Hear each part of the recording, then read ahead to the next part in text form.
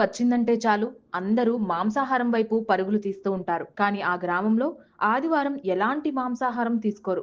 ఆదివారం సెలవు దినాన్ని ఆ గ్రామంలోని ప్రజలు ఖచ్చితంగా పాటిస్తారు.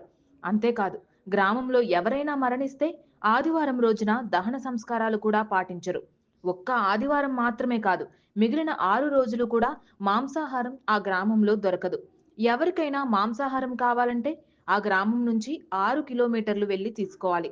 ఇన్ని ఆచారాలను ఈ గ్రామం ఎందుకు పాటిస్తోంది అంటే దానికి కారణం సుబ్బారాయుడే. సుబ్బారాయుడు అంటే ఎవరో మనిషి అనుకుంటే పొరపాటే. శ్రీవల్లి సమేత సుబ్రహ్మణ్య స్వామి గ్రామంలో సుబ్బారాయుడుగా దర్శనమిస్తున్నారు. ఇంతకీ ఈ గ్రామం ఎక్కడుందో తెలుసా? కర్నూలు జిల్లా పాణ్యం మండలం నుంచి 20 కిలోమీటర్ల దూరంలో ఉన్న కొత్తూరు గ్రామంలో ఉంది. కోరిన కోరికలను తీర్చే సుబ్బారాయుడు స్వరూపంలో కోరిన కోరికలను తీర్చే సుబ్బారాయుడు సర్పరూపంలో సుమారు 500 ఏళ్లుగా భక్తులకు దర్శనమిస్తున్నారు. మరి ఈ విశేషాలను ఇప్పుడు తెలుసుకుందాం. ఈ కథ మనకు తెలియాలంటే మనం 500 ఏళ్లు వెనక్కి వెళ్ళాలి. కొత్తూరు గ్రామానికి చెందిన బీరం చెన్నారెడ్డి అనే రైతు ఆర్థికపరమైన ఇబ్బందులతో బాధపడుతున్నాడు. ఎంత పొలం దున్నినా, ఎన్ని పంటలు వేసినా ఆర్థిక బాధలు మాత్రం తీరడం లేదు. ఈ నేపథ్యంలో ఈ బాధల నుంచి బయటపడేందుకు ఆ రైతు ఓ బ్రాహ్మణుడిని ఆశ్రయించి మార్గం చూపమని వేడుకున్నాడు. చెన్నారెడ్డి బాధను అర్థం చేసుకున్న బ్రాహ్మణుడు మాఘశుద్ధి షష్ఠి రోజున పొలం దున్నమని చెబుతాడు. బ్రాహ్మణుడు ఇచ్చిన సలహా మేరకు ఆ రైతు మాఘశుద్ధ షష్ఠి రోజున పొలం దున్నుతాడు. అలా దున్నుతున్న సమయంలో భూమిలో నాగలికి అడ్డు తగులుతోంది. అలా నాగలికి వస్తువు అడ్డు తగలగానే వాతావరణంలో ఒక్కసారిగా మార్పులు వచ్చాయి. నల్లని మేఘాలు కమ్ముకున్నాయి. ఆ మేఘాల్లో 12 తలల నాగదేవత ప్రత్యక్షమైంది. నాగేంద్రుని దివ్యమంగళ తేజస్సును చూసిన రైతు కంటి చూపుపోయింది.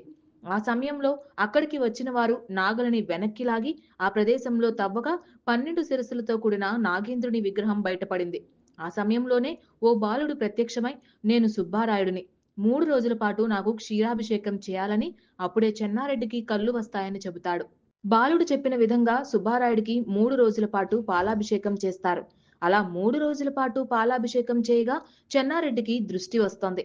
ఆ అద్భుతం చూసి తరించిన గ్రామస్తులు సుబ్బారాయుడికి గుడిని నిర్మించాలని గ్రామస్తులు తలుస్తారు. గ్రామస్తుల కోరిక మేరకు నిర్మాణం అంశాన్ని సుబ్బారాయుడు ఇలా తెలియజేస్తాడు. రాత్రి రోకలిపోటు తర్వాత మొదలుపెట్టి తెల్లవారుజాము కోడి కూసే వేళకు ఆలయాన్ని పూర్తి చేయాలని, అలా పూర్తి కాకుంటే గ్రామంలో 7గురు మరణిస్తారని చెబుతాడు. గ్రామస్తులంతా నడుం బిగించి భూమిలో దొరికిన స్వయంభూ విగ్రహాన్ని ఆలయం కట్టాలని నిర్ణయించిన ప్రదేశంలో ఉంచి గుడిని నిర్మించడం మొదలు పెడతారు. తెల్లవారుజాము వరకు కేవలం ప్రహరీ గోడ మాత్రమే పూర్తవుతుంది.